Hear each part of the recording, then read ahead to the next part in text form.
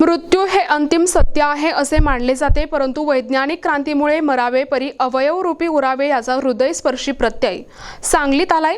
कुटुंबियांच्या संवेदनशील निर्णयामुळे दिवंगत दीपक अप्पासाहेब धर्माधिकारी यांचे यकृत आणि मूत्रपिंड नाशिक येथील 2 आणि सांगली येथील 1 अशा एकूण 3 रुग्णांसाठी जीवन रक्षक ठरले आहे।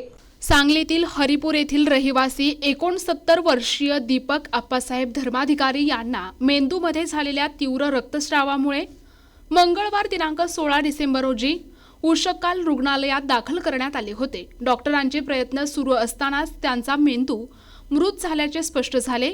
अशा दुःखद क्षणीही त्यांच्या कुटुंबियांनी स्वतःच्या दुःख वेगाला आवर घालत अवयवदानाचा घेतलेला निर्णय मानवतेला उंचावणारा ठरला।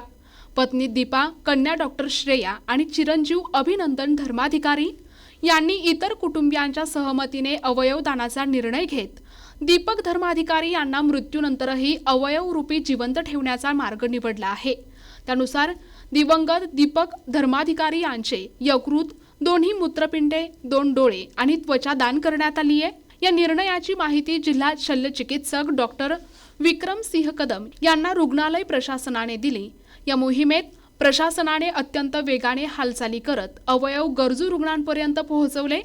जिल्हा प्रशासन, पोलीस आणि आरोग्य यंत्रणेच्या संवेदनशील आणि तत्पर समन्वयातून यकृत अवघ्या 25 मिनिटात कोल्हापूरला आणि तेथून विशेष विमानाने अवघ्या 1.5 तासात नाशिकला पोहोचले, तर मूत्रपिंड ग्रीन कॉरिडॉरद्वारे रुग्णवाहिकेतून नाशिकला रवाना झाले। सांगलीचे दीपक धर्माधिकारी यांचे दुःखद निधन झाले। ब्रेन डेड असल्यामुळे त्यांच्या नातेवाईकांनी पुढाकार घेऊन त्यांचं ऑर्गन डोनेशन उशाकाल हॉस्पिटल मार्फत केलं।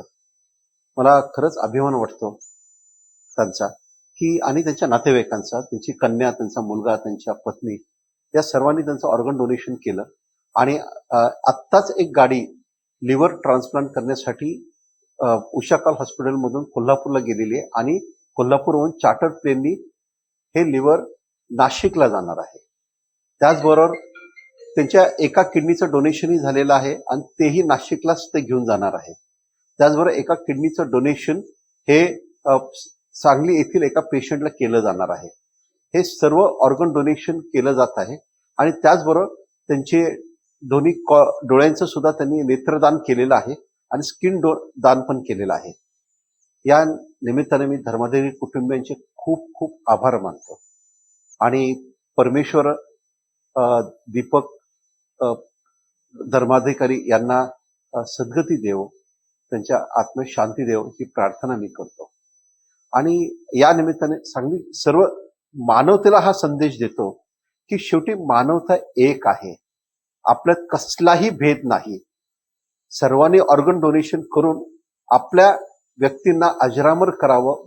मृत्यूनंतर सुद्धा ती व्यक्ती कोणाच्या निमित्ताने तरी ती जिवंत राहते आणि त्याचे आशीर्वाद आपल्या कुटुंबाला लाभावेत ही मी सर्वांना आवाहन करतो। पुन्हा एकदा धर्माधिकारी कुटुंबियांचे सर्व सांगलीकरांच्या वतीने आणि जिल्हा प्रशासनाच्या वतीने मी आभार मानतो। प्रतिनिधी राहुल वाडकर, NTV न्यूज मराठी, सांगली।